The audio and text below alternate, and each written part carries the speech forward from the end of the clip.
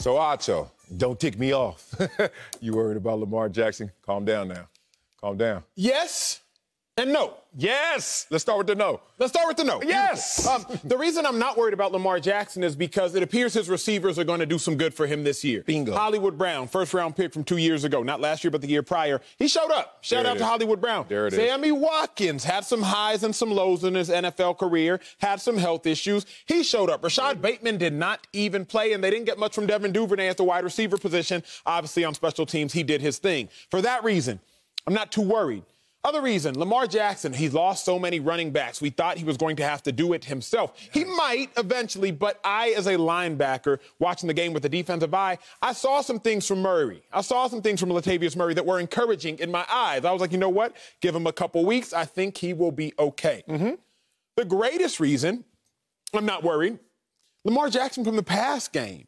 235 yards passing does not seem like a lot, but remember, that's the third most passing yards Lamar Jackson would have had in his last 17 games. Last year, he only eclipsed 235 twice all season long. He did that opening night. So it appeared that the Ravens are making a more concerted effort in Lamar Jackson's passing game. It appears they're making a more concerted effort to find his receivers downfield. You saw that ball to Sammy Watkins he threw. You saw finding Hollywood Brown in the end zone on a scramble play. A couple years back, I don't know if Hollywood Brown would have been able to figure out how to get open, and Lamar Jackson would have found him.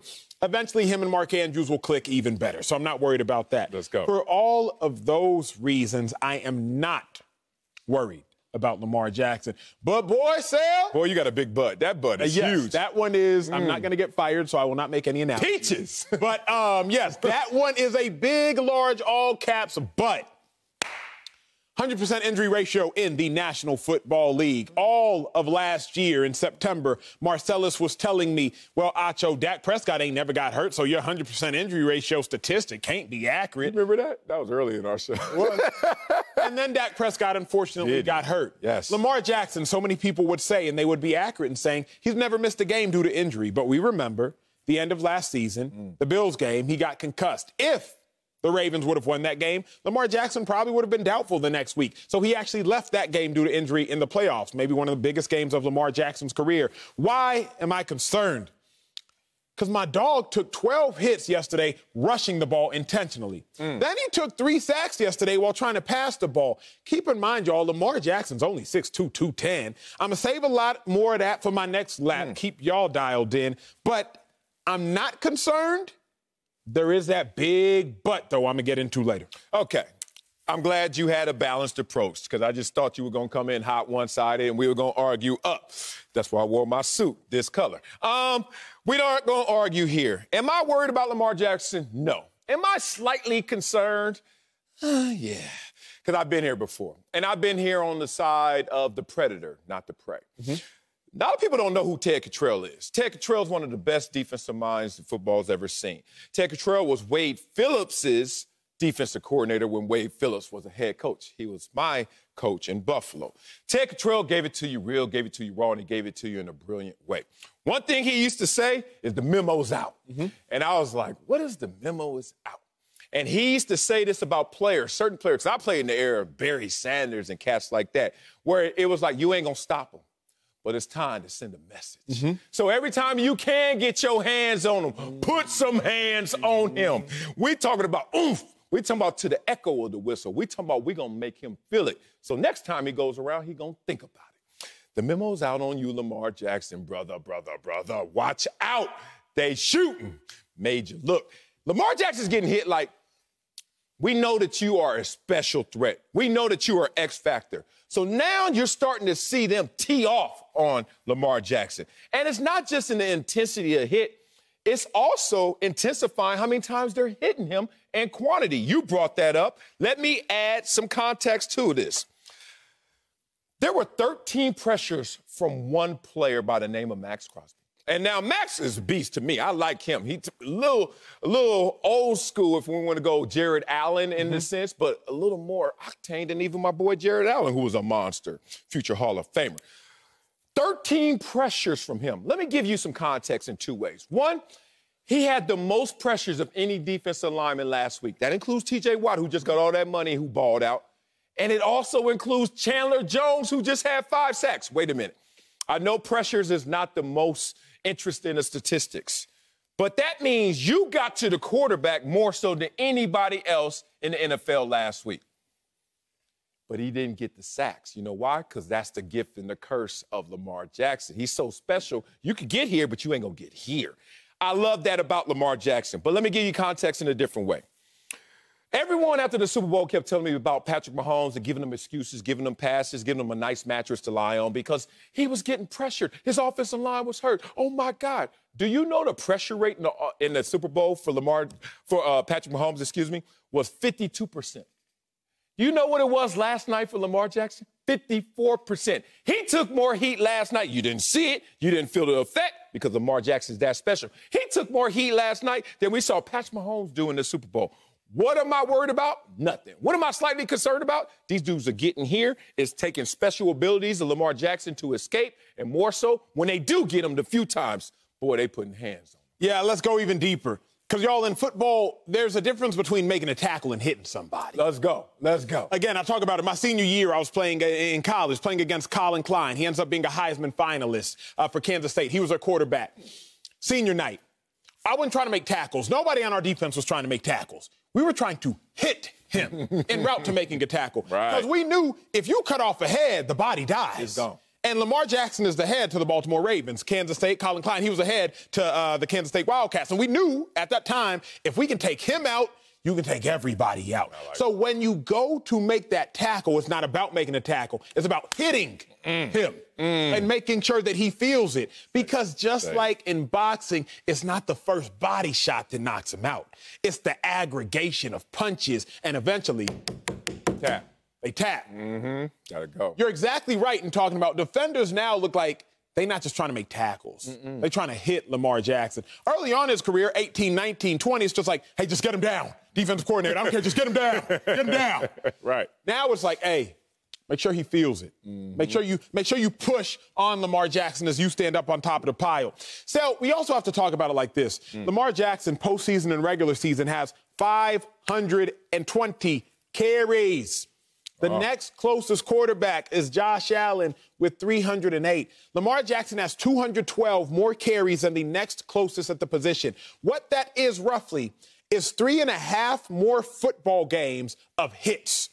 Not just Lamar Jackson playing 3.5 more games. On average, 60 plays per game. So 60, 120, 180 to 212. Texas. You're talking about 3.5 more games of Lamar Jackson just getting hit. Imagine Lamar played 3 straight games just taking hits. That is what he has experienced in his career more than Josh Allen. Keep in mind, Josh Allen, 6'4.5", 245. Lamar Jackson, 6'2", 210. Y'all do the math. So I'm worried because we haven't seen Lamar Jackson get hurt up to this point.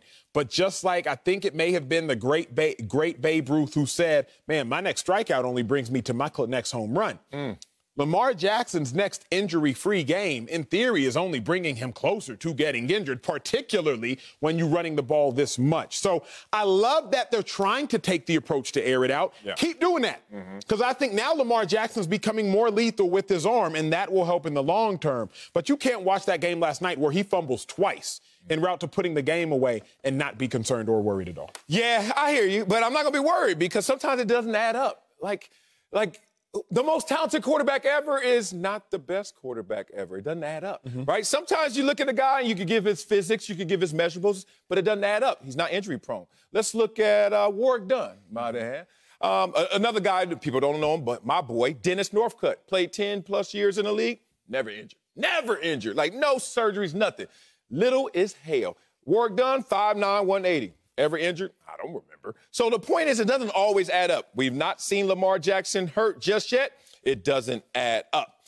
But he needs protection. He needs it up front because, boy, they are coming, and they are coming with a message in mind. I saw some special things last night. And it's weird, the team that won, I wasn't as impressed with as the team that lost. Kind of reminds me of the Buffalo-Pittsburgh game. I wasn't that impressed with Pittsburgh, except that they got a little bit of a running game. It's certainly they got a runner in Najee Harris. But I was impressed a little bit by Buffalo, and I said, that's a better team. I look at this game yesterday, and I say, the Raiders, y'all in trouble. Even though Lamar Jackson gave away the game. Let's talk about how this game really played out. The Raiders, what the hell? You got a quarterback that has the most passing yards in week 1, and y'all still in a dogfight, if not behind, for 3 quarters to a team with the quarterback that can't throw, whatever that means. You see them get all this pressure on Lamar Jackson, and they still find themselves behind. You see all of this adding up, and you start to realize, I don't know what the formula for success truly is for the Raiders just yet, and I don't think they do. But for this team, Lamar Jackson and the Ravens, you know what's going to happen? That passing game is going to mature. That running game is interesting because they are down firepower in terms of names, but they're not necessarily in terms of game. Lamar Jackson, as you pointed out, touches the football in the running game. He touches the football more than any offensive player in the NFL. That will obviously have an effect in terms of your injury rate and your percentage of potential injury. But it just doesn't add up because you can't get a clean one on them. So when I hear the word worried, that's something that keeps me up at night. You know what keeps me up at night? Playing against Lamar Jackson, not actually looking at Lamar Jackson as a health concern. Because right now, so far in his career, hasn't added up. Let me give you the biggest worry. Let me give y'all the biggest worry and why there's really no denying this. If you are a Ravens fan, you should be concerned because you all keep bringing a knife to a gunfight. What gunfight? The NFL, the last 20 years, really last 18 if you want to get specific, turned into a passing league. The way they call it, passing league. The way they officiate it, passing league. The way we spread it out, passing league. True. But the problem is the Ravens are a running offense. Ravens rushed for 189 yards yesterday. The Raiders only rushed for 82 yards yesterday. Win, Baltimore. Problem. The Raiders passed for 435 yards yesterday. Lamar Jackson passed for 235 yards yesterday. Problem, y'all know this as well as I do. Why in God's name would you drive when you can fly? And the Ravens continue to drive to their destination. The Raiders last night, they flew to their destination, and that's why they arrived at the final destination, which was a win. Lamar Jackson's passed for under 235 yards. Under 250 yards 37 times in his 42 starts. Derek Carr just passed for over 400 like it was nothing. So my biggest concern is these Ravens, they showing up to the fight, and they showing up with a weapon. But the problem is they're showing up with a knife, and they out there just shooting them long bombs, Ruggs, long bombs, Waller, long bombs, Edwards. The reason the Raiders won the game was because of their X plays. X plays, plays of 20 yards or more. Y'all look at it here. The Raiders, what they did best, passing the ball, 7 pass plays of 20 yards or more. The Ravens, what they did best, running the ball, 2 running plays of 20 yards or more. The Raiders are getting yards easier than the Ravens. The opposition of the Ravens will get yards easier than the Ravens. The Ravens are working harder. Their opponents are working smarter just by nature of their style of play. That's probably my biggest concern in Baltimore. Man, I'm glad you don't live in Baltimore. I'm glad I do a show with you. I always got something to fight against because what you just said to the people out there, they probably took it, digested it, ran to their homeboys, if not group texted, man, Acho just killed it. He just, Marcellus, that little emoji with the brains coming out. All right, here he do. You just said you got to pass the ball to win in the NFL. It's a passing league. It is. Okay, let's just look at last week. I love to do this. Quick sample size. The top 5 passing quarterbacks in week 1. You think more won or more lost their games? You know, if I'm asking, you know what it is. They didn't win. Talk to me. Derek Carr. Oh, yeah, you were number 1. Y'all won. Who was next? Dak Prescott. Did he win? Damn it.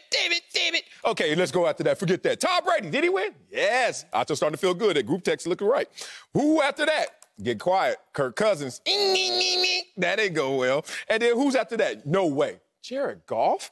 Where the hell that come from? Okay, so Acho, stop telling everybody that don't. Easier in the fly. It doesn't work that way. Lamar Jackson actually had a higher quarterback rating than Baker Mayfield last week. You know I got to give my Baker shout out. That's amazing. How did that turn out for both of them? Let's go here. Do you know that Trevor Lawrence actually had more passing yards than Matthew Stafford? Week 1. Who won their game? Matthew Stafford. It's a lot of ways up the mountain, man. Stop being that guy that's mainstream. It is. You get up there any way you can. 40 games in a row, the Ravens have rushed for 100-plus yards. Second longest streak in NFL history, right? Next closest team has 7 straight games. It doesn't matter how you get there, brother, as long as you arrive. That's fair. But I'm saying I'd rather take the easiest route to get there. But the bigger disconnect here for me is, are you passing out of necessity or are you passing out of ability? Because, again, figures don't lie. Liars figure. A liar's figure. Jared Goff and the Detroit Lions, they were down by 20 the majority of that game. He had to air it out. Trevor Lawrence, he threw 3 picks, and they were down the majority of that game. He had to air it out. Dak Prescott, Cowboys, they actually were up. They was close, but they couldn't run the ball at all. So he had to air it out. Necessity, necessity, necessity. Facts. I just want to make sure that the Ravens have the ability to when they can.